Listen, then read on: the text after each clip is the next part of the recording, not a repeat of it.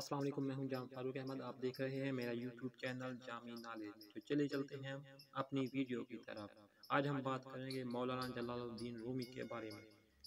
یہ بزرگ تھے شمس تبریز، اصل نام شمس الدین، اور استاد مولانا جلال الدین رومی کے نام سے مشہور ہوئے۔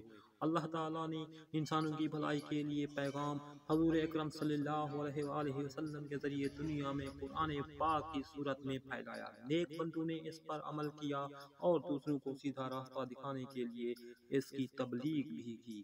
درس و تدریس بھی اس تبلیغ کا ایک ذریعہ تھا۔ استاد ایک حوض کے کنارے اپنے شاگردوں کو درس دے رہے تھے کہ اس دوران ایک بزرگ ٹہلتے ہوئے اس طرف آ نکلے۔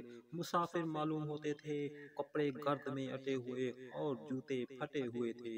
تھوڑی دیر سنتے رہے، پھر بولے، اس کتاب میں کیا ہے؟ استاد نے نرمی سے جواب دیا، حضرت، ہاتھ سے لکھی ہوئی اس کتاب میں وہ کچھ ہے جو آپ نہیں جانتے۔ بزرگ نے کہا، دکھاؤ۔ پھر کتاب ہاتھ میں لی اور پانی سے بھرے حوض میں پھینک دی۔ استاد پریشان ہو گئے، روحن سے ہو کر کہا، یہ آپ نے کیا کر دیا حضرت؟ میری ساری محنت ضائع کر دی۔ یہ کہہ کر بزرگ نے کہا، ارے روتا کیوں ہے، ٹھہر جا۔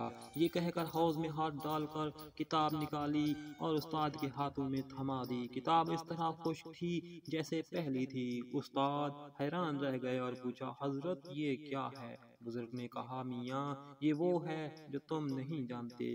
یہ کہہ کر بزرگ تیز تیز قدموں سے چلتے ہوئے نظروں سے اوجھل ہو گئے۔ استاد گمسم کھڑے رہ گئے۔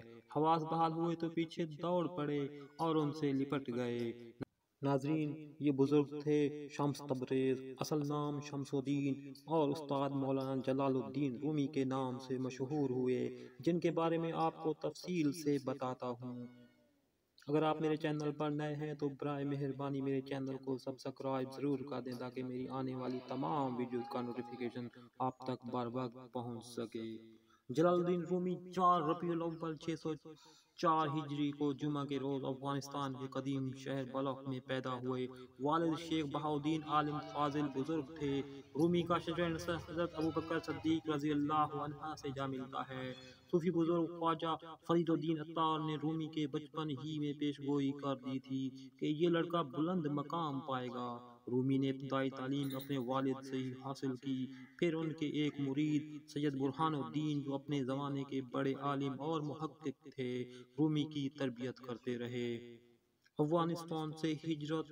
رومی کی عمر تقریباً 14 سال تھی جب 1220-21 میں افغانستان پر منگولوں نے، جو بعد میں مغل کہلائے، حملے شروع کر دیے۔ جنگ و جدل کے ان حالات سے متاثر ہو کر ان کے والد نے ہجرت کا ارادہ کیا۔ آخر سلجوقی شہزادے علاء الدین کی درخواست پر جنوبی ترکی کے قدیم شہر کونیا پہنچ گئے۔ 24 سال کی عمر تک مولانا رومی نے حساب، منطق، طبیعیات، سیاست، فلسفہ اور اخلاقیات کے ساتھ قرآن و حدیث کا باغور مطالعہ کیا۔ مختلف درسگاہوں سے مزید علم حاصل کرتے رہے اور 34 برس کی عمر میں مسلمہ عالم بن گئے۔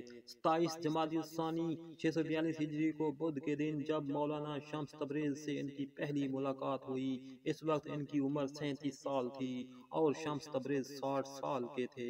اس ملاقات نے مولانا رومی کی زندگی میں انقلاب برپا کر دیا۔ مولانا رومی اپنی زندگی میں کثرت سے ریاضت کرتے، 10-10، 20-20 دن کے مسلسل روزے رکھتے اور ہرگز کچھ نہ کھاتے۔ نماز پڑھتے وقت چہرہ سرخ ہو جاتا۔ کئی مرتبہ عشاء کی نماز کے بعد 2 رکعت نفل کی نیت کرتے اور انہی 2 رکعتوں میں صبح ہو جاتی۔ ایک بار نماز کے دوران رو دیے، سردی کی شدت سے آنسو چہرے پر جم گئے۔ مثنوی مولانا روم۔ یہ مولانا جلال الدین رومی کی وہ تصنیف ہے جس میں انہوں نے قرآنی تعلیمات کے ساتھ افلاطونی خیالات، عیسائیت، یہودیت، مجوسیت اور ہندو نظریات بھی شامل کیے ہیں۔ اس کتاب کی 6 جلدیں ہیں۔ اصل کتاب فارسی زبان میں ہے لیکن اس کا ترجمہ دنیا کے تقریباً ہر زبان میں ہو چکا ہے۔ اس میں 2626 اشعار ہیں۔ روحانی تربیت کے لیے یہ ایک بنیادی کتاب ہے۔ مولانا رومی علامہ اقبال کے روحانی مرشد تھے۔ ان کی وفات طویل بیماری، نکاحت اور درست تشخیص نہ ہونے کی وجہ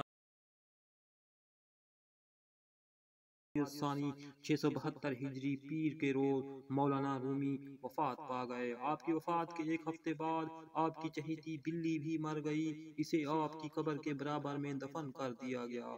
مولانا کے بعد ان کی پوتی اور ان کے دوسرے بیٹے سلطان ولید کی بیٹی ایک عرصے تک اپنے دادا کے افکار کی نشر و اشاعت کرتے رہے۔